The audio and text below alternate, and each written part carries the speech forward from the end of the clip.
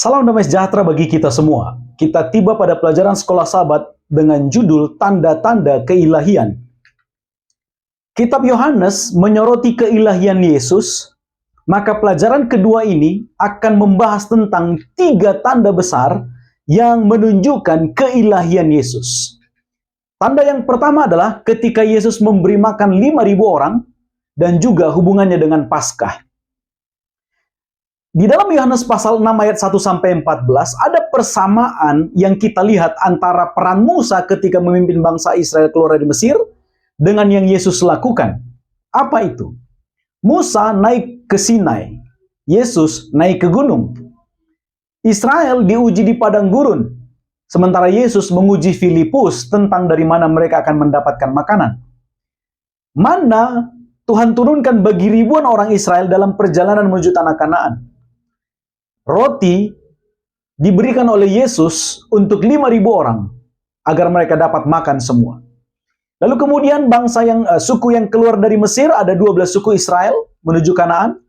Dan sementara dalam Yohanes pasal 6 ada sisa roti 12 bakul setelah 5.000 orang itu selesai diberi makan. Lalu kemudian di Ulangan 18 ayat 15 ada nubuat yang Musa sampaikan bahwa kelak akan ada nabi yang seperti Musa melakukan peran seperti yang Musa lakukan. Dan ternyata di dalam kitab Yohanes, ternyata Yesuslah yang disebut dengan penggenapan dari Musa yang akan datang itu. Nubuatan dari Ulangan pasal 18 ayat 15. Lalu kemudian Paskah adalah perayaan atas kelepasan bangsa Israel dari Mesir, dan berarti pada waktu zaman Yesus di dalam Yohanes pasal 6, kedatangannya, kehadirannya, kematiannya, perannya juga untuk kelepasan, tetapi bukan kelepasan dari penjajahan Mesir, melainkan kelepasan umat-umat Tuhan dari belenggu dosa. Itulah tujuan kedatangan Yesus. Sebagaimana 1 Korintus 5:7 katakan, dia akan dikorbankan sebagai domba Paskah. Lalu kemudian tanda keilahian Yesus yang kedua ialah ketika dia menyembuhkan seorang yang buta. Di dalam Alkitab, penyakit seringkali dihubungkan dengan dosa. Seperti dalam Keluaran 20 ayat 5, 2 Raja-Raja 5, 2 Raja-Raja 15, dan 2 Tawarik 26.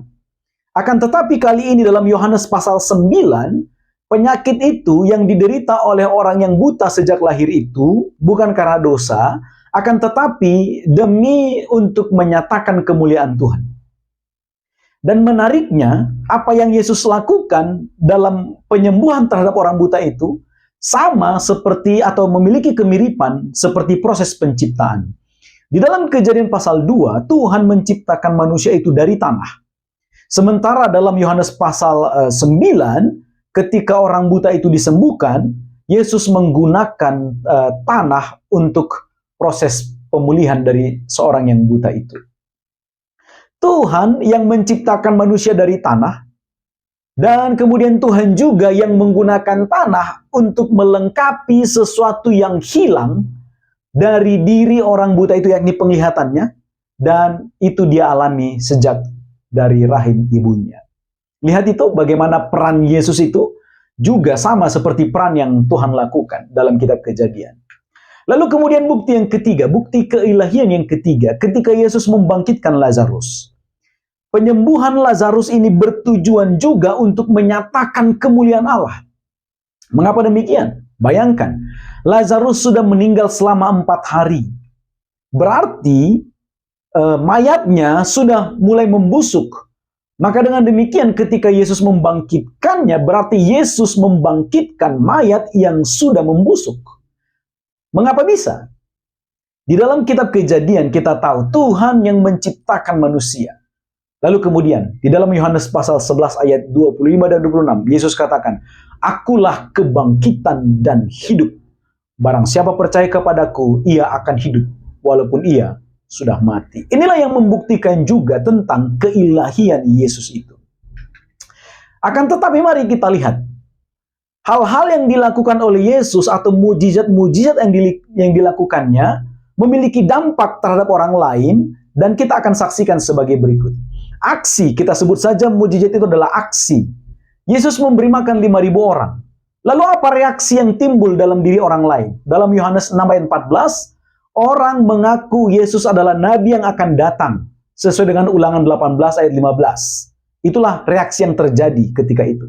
Lalu di ayat Yohanes 6 ayat 15, orang-orang yang ada ketika itu yang menyaksikan perbuatan Yesus itu, mereka berencana untuk menjadikan Yesus sebagai raja yang bertujuan untuk membebaskan mereka dari jajahan Roma.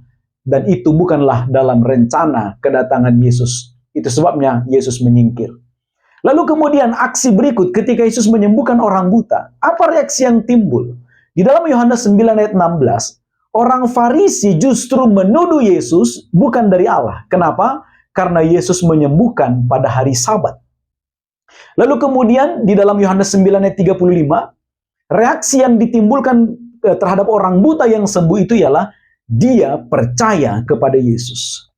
Dan kalau kita membaca Yohanes pasal 9, maka yang kita dapat adalah orang Farisi menjadi buta rohaninya, sementara orang buta tadi sekarang sudah dapat melihat. Ada kontras yang terjadi antara mereka yang tidak percaya terhadap Yesus walaupun sudah melihat perbuatan ajaib, dengan yang buta tadi yang mengalami sendiri mujizat dari Yesus itu. Lalu kemudian aksi berikut adalah ketika Yesus membangkitkan Lazarus. Reaksi yang timbul adalah dalam Yohanes 11 ayat 53, imam kepala dan orang Farisi begitu mereka mendengar bahwa Yesus melakukan tindakan membangkitkan Lazarus, maka mereka sepakat untuk membunuh Yesus. Lalu Yohanes pasal 11 ayat 57, mereka juga justru mengumumkan barang siapa yang melihat atau menemukan Yesus untuk segera menangkapnya. Dan mereka berencana untuk membunuhnya. Lihat, inilah yang terjadi ketika Yesus menyatakan dirinya lewat perbuatan-perbuatan ajaib. Bukan hanya itu, Yesus juga berulang kali menyatakan dirinya dengan pernyataan kalimat. Contohnya, dia katakan, akulah roti hidup, akulah gembala yang baik, akulah kebangkitan dan hidup, akulah pintu, akulah pokok anggur yang benar, akulah terang dunia. Akan tetapi, orang banyak tetap tidak memahami situasi itu. Mengapa?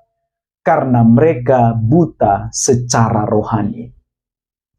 Yesus yang membangkitkan orang mati, justru dia pula yang hendak dibunuh oleh orang-orang Farisi dan juga para imam-imam kepala ketika itu. Saudara yang terkasih, inilah kondisi yang terjadi pada zaman Yesus. Mereka tidak bisa menerima, tidak bisa melihat dan menyadari walau Yesus sudah mengadakan pengakuan dengan perkataan dan juga melakukan tindakan-tindakan yang ajaib atau mujizat-mujizat. Inilah garis besar pelajaran sekolah sahabat kita. Semoga akan bermanfaat untuk menolong Anda memahami lebih lengkap lagi pelajaran sekolah sahabat ketika Anda mempelajarinya masing-masing di tempat Anda masing-masing. Terima kasih, Tuhan memberkati.